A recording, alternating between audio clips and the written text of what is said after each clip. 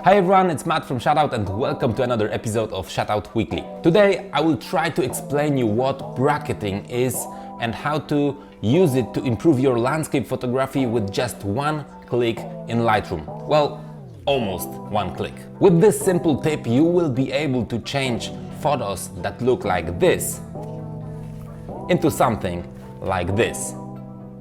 Oh, and this is just a basic tip for photo amateurs just like me, so if you are familiar with the power of bracketing, before you leave this video, make sure to check the photo of the week and leave a comment. How do you like it?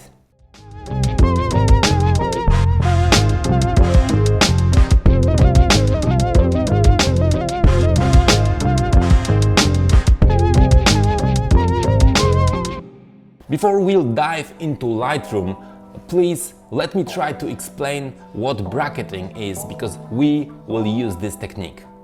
Basically, it means that you are doing 3 photos or more, but let's start with 3 of the same thing with the same framing, but with different exposure setting. One photo is always overexposed, and here's the example. As you can see, it has details in the darkest parts, but the top of the photo is overblown.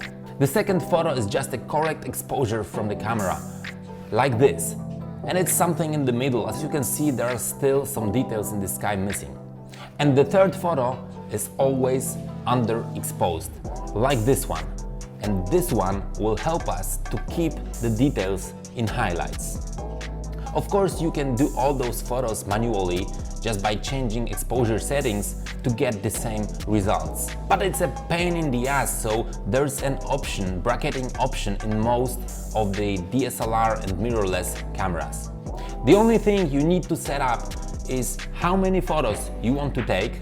I would recommend 3 to start with, and what difference in exposure between those photos you want to have.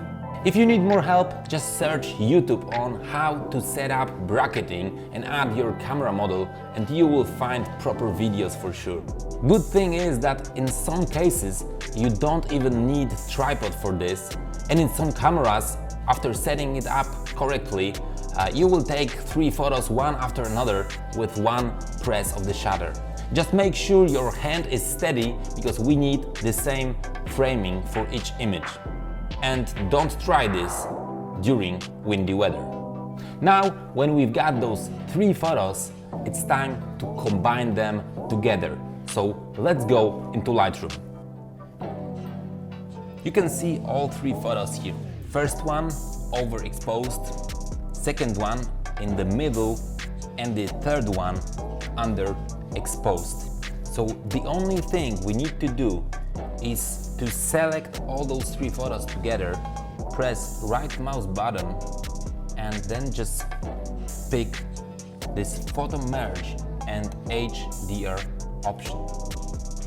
Now the preview is being generated and we can see the result. Now we just click the merge button and wait for the final result. Amazing thing is that Lightroom can merge those 3 photos together and even auto-align them if you changed the framing a little bit. Okay, so it's almost done, and here it is. So this is the final result, when you can see the details both in the sky and at the bottom of the image. And that's even before I started to edit this photo. And this is what you can achieve after editing. And it all started with all these photos. It wasn't that hard, was it? If you love landscape photography and you haven't tried it, you should definitely do it. It was a huge difference for me. So we started with these 3 pictures, and then we combined them into this one in Lightroom, and the final touch, and we've got a really nice picture. This effect is a result of using one of Shuttout Lightroom presets, and if you really want to get it, it's the last chance, to be honest. Shuttout Lightroom preset pack with 4 additional presets is available as a bonus to all who decide to invest in Shuttout shares in our equity crowdfunding campaign on Seeders. It's almost over, so check the link in the description below, and I hope it's not too late. I hope that you have learned something useful today and you will start or at least try to use bracketing from now on. Make sure to leave a comment on how you like this video and leave us a big thumb up if you like it. This always helps us to reach more people. Until next week, see you on Shuttout. Oh wait, and if you don't want to miss the next week's video, just make sure to subscribe to this channel if you haven't already and click the bell to receive the notification after we post next video. Okay, over and out, see you.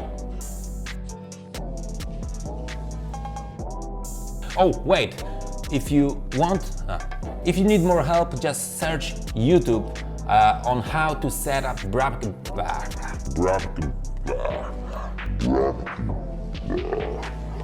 Oh wait.